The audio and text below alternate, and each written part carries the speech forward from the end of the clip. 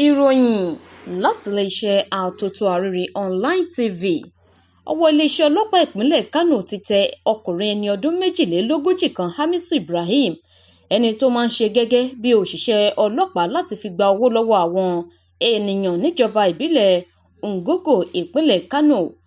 Agbẹnusọ àjọ ọlọ́pàá ìpínlẹ̀ náà SP Abdullahi Haruna Kiyawa ló sọ ọ̀rọ̀ ọ̀hún di mímọ̀ lọ́jọ́ Ìṣẹ́gun ọjọ́ 19 oṣù kọkànlá ọdún 2024. Kiyawa sọ wípé ọjọ́ ti pẹ́ tí Hamisu ti ń pe ara rẹ̀ lé òṣìṣẹ́ ọlọ́pàá tó sì ń gbowó lọ́wọ́ àwọn ènìyàn lábẹ́ ìpirọ̀rọ̀ wípé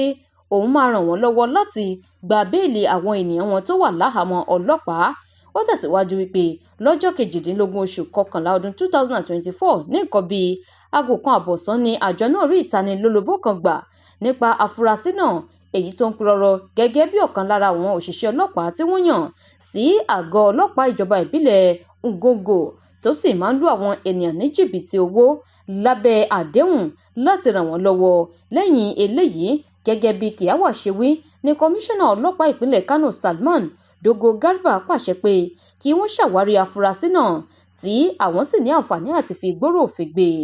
Ní báyìí, ó pé ènìyàn méjì ló ti jẹ́rìí sí wípé lótìtọ́ ni Hamisu ń pirọ̀rọ̀ bí ọlọ́pàá tó sì fi gba owó lọ́wọ́ àwọn láti bá wọn gba béèlì àwọn ènìyàn àwọn tó wà ní àhámọ́. Ẹ̀wẹ̀, kọmíṣánná ìpínlẹ̀ Kánò dúpẹ́ lọ́wọ́ àwọn ará ìlú fún ìfọwọ́sowọ́pọ̀ wọn àti àtìlẹ́yìn eléyìí tí wọ́n ń ṣe fún àṣeyọrí iléeṣẹ́ ọlọ́pàá lójúnà àti gbógun ti àwọn oníwà láabi, tó sì ṣèkìlọ̀ wípé ẹnikẹ́ni tó bá ń hu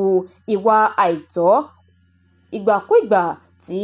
ọwọ́ bá tẹ̀ yóò fi imú kàtà òfin. Bákan náà, òun ni ẹni tó jẹ́ agbẹnusọ iléeṣẹ́ ọlọ́pàá ọ̀hún Kiyawa jẹ́ kí ó di mímọ̀ wípé ìgbésẹ̀ eléyìí tó lọ́rìn lábẹ́ òfin yóò wáyé lórí Hamisu gẹ́gẹ́ bí àríkọ́gbọ́n.